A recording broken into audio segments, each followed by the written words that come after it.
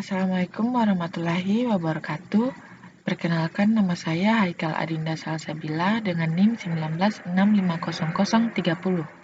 Di sini saya akan mereview materi yang berjudul analisis modeling dari mata kuliah rekayasa perangkat lunak pertemuan ke-7. Ini pada slide pertama, model analisis. Model analisis adalah representasi teknik dari sebuah sistem menggunakan kombinasi teks dan diagram untuk mempresentasikan kebutuhan software atau data, fungsi, dan tingkah laku dalam bentuk yang dapat dipahami. Model analisis ini membantu mempermudah untuk menemukan kebutuhan-kebutuhan yang tidak konsisten dan kebutuhan-kebutuhan yang belum terdefinisi. Model analisis ini menggunakan dua pendekatan secara umum. Yang pertama, pendekatan terstruktur, dan yang kedua, pendekatan berorientasi objek. Tujuan model analisis ini ada tiga. Yang pertama, untuk menggambarkan apa yang dibutuhkan oleh customer. Yang kedua, untuk menentukan dasar bagi pembuatan desain perangkat lunak. Dan yang ketiga, untuk membantu serangkaian persyaratan yang dapat divalidasi begitu perangkat lunak dibangun. Model analisis pendekatan. Di sini ada 4 poin. Yang pertama, data dictionary atau kamus data. Ini dia berisikan deskripsi dari semua objek data yang dikonsumsi atau diproduksi oleh perangkat lunak.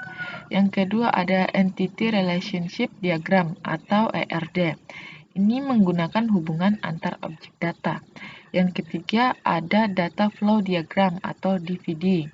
Ini menunjukkan bagaimana data ditransformasikan pada saat data bergerak melalui sistem, menggambarkan fungsi-fungsi yang mentransformasikan aliran data. Nah, setiap fungsinya ini yang dipresentasikan dalam DVD dijelaskan dengan menggunakan sebuah proses spesifikasi. Dan yang keempat, state transition diagram atau STD. Ini dia menunjukkan bagaimana sistem bertingkah laku sebagai akibat kejadian eksternal. State digunakan untuk mempresentasikan model tingkah laku informasi tambahan mengenai aspek kontrol dari perangkat lunak dimasukkan dalam kontrol spesifikasi. Lanjut, di sini ada struktur model analisis yang bisa dilihat seperti gambar. Lanjut kita pada pemodelan data atau ERD. Nah, pada ERD ini dia terdapat dua poin. Yang pertama elemen, ada tiga. Yang pertama elemen, yang kedua atribut, dan yang ketiga relasi. Nah, elemen ini dia berupa objek data. Objek data representasi dari semua informasi yang harus dipahami oleh perangkat lunak, dapat berupa orang, benda, event, tempat, unit, organisasi, dan lain-lain. Sedangkan atribut ini dia dapat berupa properti dari suatu objek data untuk memberi nama suatu objek data menggunakan karakteristik objek data membuat referensi untuk objek data lain.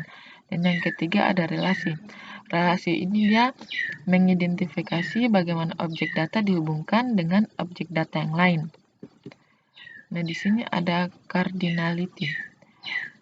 Menggambarkan jumlah entity yang dapat dihubungkan dengan entity yang lain melalui relasi seperti 1:1, 1:M, dan N/M. Lanjut, di sini ada pemodelan fungsional dalam aliran. Yang pertama menunjukkan hubungan antara external entities, entities, proses, data item, dan data store. Yang kedua, DVD tidak menunjukkan prosedur secara detail, tetapi hanya aliran data melalui perangkat lunak. Dan yang ketiga, DVD dapat dipartisipasi ke level-level berikutnya yang mempresentasikan aliran informasi dengan lebih detail. Yang keempat, DVD level 0 disebut juga diagram konteks yang mempresentasikan seluruh elemen sistem. Dan yang kelima, DVD level 0 dipartisi ke level-level berikutnya untuk menggambarkan proses yang lebih detail. Kita lanjut pada behavioral modeling. Ini mendeskripsikan status sistem yang dapat muncul ketika perangkat lunak digunakan mendeskripsikan kelakuan sistem. Toolsnya dia ini ada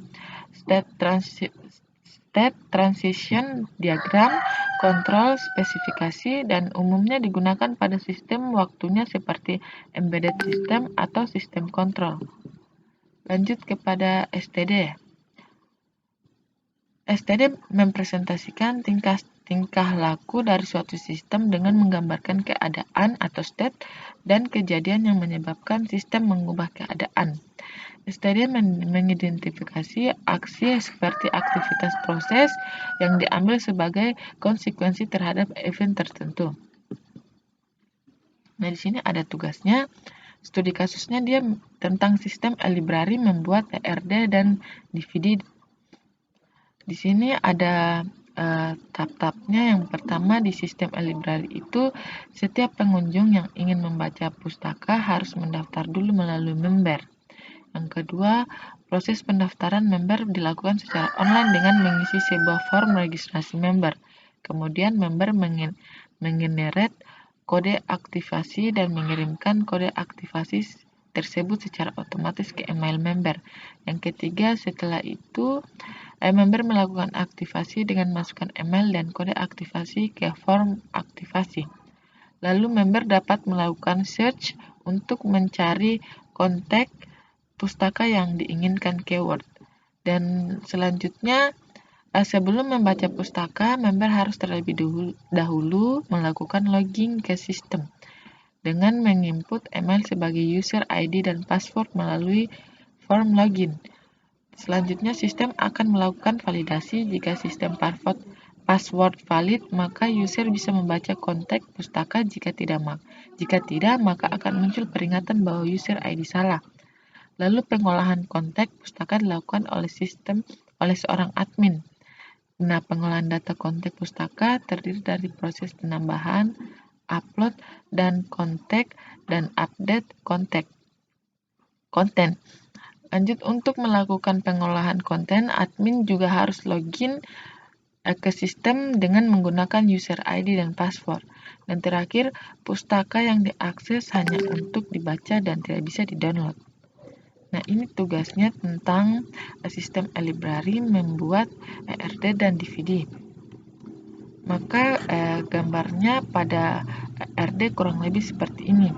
Di sini ada data atribut juga, admin dan member di library. Nah, di data atribut ini admin terbagi atas beberapa cabang lagi, yaitu ID admin, nama admin, nomor HP, alamat, jenis kelamin, email, password, dan juga pada member di sini ada password, email, jenis kelamin, alamat, nomor HP, nama member, dan ID member. Nah, di situ ada pas di search, di situ ada ID ebook, penerbitnya, nah ada penulisnya, ada jurnalnya, dan tahun terbitnya. Ini adalah struktur pada ARD. Lanjut pada DVD. DVD ini kan pembuatan model yang memungkinkan profesional sistem untuk menggambarkan sistem sebagai suatu jaringan proses fungsional yang dibangun satu sama lain dengan alur data baik secara manual maupun komputerisasi. DVD ini sering disebut juga dengan bubble chart atau bubble diagram atau model proses atau diagram alur kerja atau model fungsi. Nah, strukturnya pada DVD pada data library yaitu seperti gambar berikut. Di sini ada admin dan juga ada member. Nah, di admin ini dia harus login, kelola konten, kelola pendaftaran, dan konfirmasi member.